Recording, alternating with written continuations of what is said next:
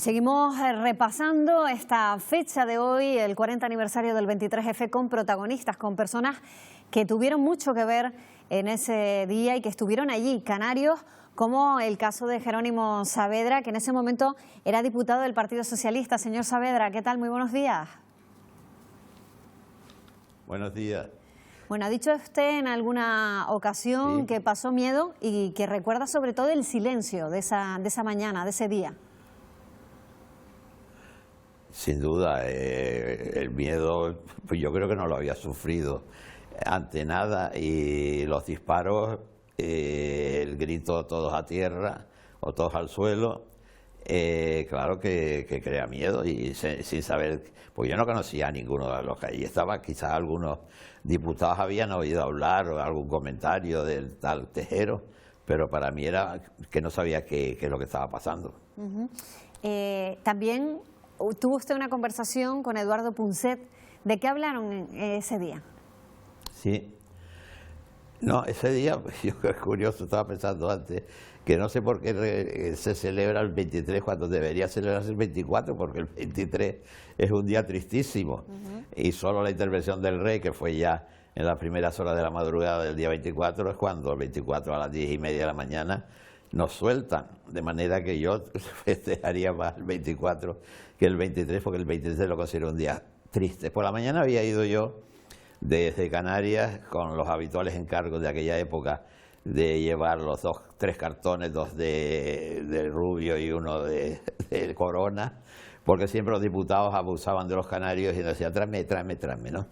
Y efectivamente llegué allí con el paquete, y había quedado a las 12 de la mañana con Eduardo Punset, que era el secretario de Estado para las Relaciones con Europa del gobierno de Adolfo Suárez. Y yo a Eduardo nos conocimos muchísimo porque habíamos sido compañeros de Facultad de Derecho en la Complutense del año 56 al 58.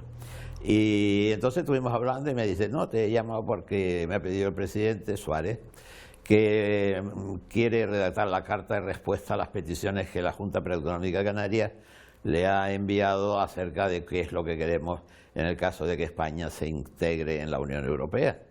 Y aquella carta a los Reyes Magos, como así se denominó por los medios de comunicación de entonces, la petición de la Junta Preautonómica, había que responderle, que lo que era posible y lo que no era posible, pero me dijo Eduardo, ya no es necesario, porque Leopoldo Calvo Sotelo, que se va a investir esta tarde, no cuenta conmigo para seguir de secretario de Estado. Y después fui a comer y directo con los paquetes de tabaco al pleno famoso, y a las 5:20, hora peninsular, fue cuando apareció aquel dando gritos y pegando tiros y todos al suelo. Claro. Sí. En ese momento usted se le pasó por la cabeza incluso cambiar de rumbo, ¿no? Cambiar de su carrera política y dedicarse a la enseñanza. ¿Se arrepiente? No, no me arrepiento, porque es que yo había luchado muchos años comprometido por la democracia en la clandestinidad, no organizado, primero como independiente, en reuniones de amigos, etcétera, y luego ya organizado.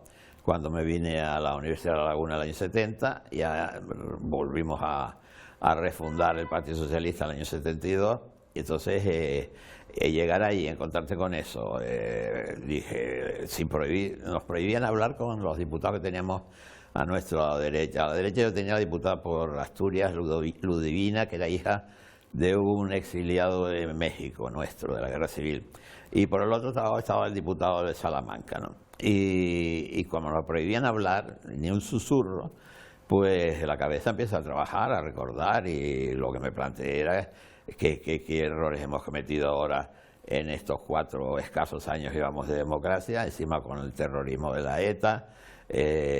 Pues si la República cometió errores en el 36, pues ahora no lo hemos cometido. Y ese era el trajín. Entonces yo creo que este país, pensaba yo, no tiene remedio, somos una cosa distinta al resto de Europa, y yo me tengo que ir de profesor a una universidad alemana o una universidad italiana. Ese fue mi pensamiento, porque había vivido en los dos países en distintas universidades. Y esa fue la reflexión, porque también sentí miedo cuando vi que se llevaban a Suárez, a Gutiérrez Mellado, a Carrillo, a Felipe, Y entonces pensé que cuando se había producido el golpe de Estado de Allende, pues 10 o 9 años antes, pues habían llevado a toda la clase política democrática, el Pinochet dictador se los llevó al estadio de fútbol de Santiago de Chile. Digo, pues de aquí nos llevarán a todos al Bernabéu. Eso han sido mis reflexiones conmigo mismo en silencio, repito, porque no nos dejaban ni hablar. Ya a partir de la madrugada, cuando empezó a circular lo de la intervención del rey, entonces ya se distendió un poco la situación, nos dejaban ir a buscar un bocadillo que habían montado allí en los pasillos y a ir al servicio, etcétera, ¿no? Ha llovido mucho en estos 40 años.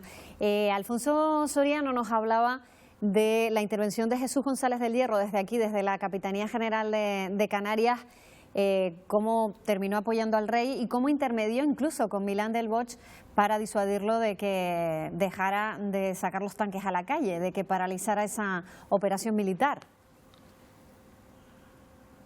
Sí, claro, porque es que no olvidemos, y eso es cuando a veces oigo hoy críticas de las nuevas generaciones políticas acerca de la transición, de que si la transición no fue, que debió ser, etcétera, la gente no quiere reconocer que en este país la transición fue la solución democrática y pacífica a una dictadura. Y aquí el ejército no se tuvo toda la calle como en Portugal, pues la gente de determinados partidos de izquierda pensaban que la transición había que hacerla como si hubiese habido un golpe en pro de la democracia del ejército. El ejército era el que era, y eran todos cargos derivados de la guerra civil, y a eso había que sumar el factor de la ETA, que estaba asesinando, creo, casi 100 víctimas al año, ese año 80, y también los mismos problemas había en determinados sectores de la Guardia Civil y de la Policía Nacional. Yo recuerdo que como profesor en La Laguna tenía de alumnos matriculados policías de la Brigada Político-Social para informar qué es lo que decían los profesores o para decir que alumnos eran sospechosos por las preguntas que hacía. Esa era la realidad. Y eso algunos, desde que no lo vivieron, desgraciadamente, no lo han estudiado ni se han interesado. Yo creo que hemos fallado, hoy que reaparecen otra vez fuerzas extremistas en Europa y también en España, pues hemos olvidado de educar de esa historia reciente a las gentes nuevas para que no cometan errores que en el pasado se cometieron. ¿Esa es la lectura que haría de ese 23F, esa lectura 40 años después, señor Saavedra? Sin ninguna duda, porque la historia se dice que no se repite, pues la historia desgraciadamente se ha repetido a lo largo de los siglos de humanidad que llevamos aquí pensando y antes de pensar. El Homo sapiens desgraciadamente se ha avanzado en un momento y luego se ha dado pasos atrás, y así que la gente se cree que el holocausto y las guerras mundiales en Asia y en Europa de los años 40 a 45 pues no ocurrió, era otra cosa. No, pues no, eso no tiene nada que ver con la guerra napoleónica, y eso tiene que ver con nuestra historia reciente, y por eso los profesores deben esforzarse por explicar a los alumnos cuál ha sido nuestra historia reciente para no cometer de nuevo errores. Pues gracias, señor Saavedra, por trasladarnos a esa historia reciente, que sabemos que también supone un esfuerzo para usted intervenir con nosotros. Le agradecemos mucho su testimonio. Muy buenos días. Encantado, buenos días a todos. Buenos días.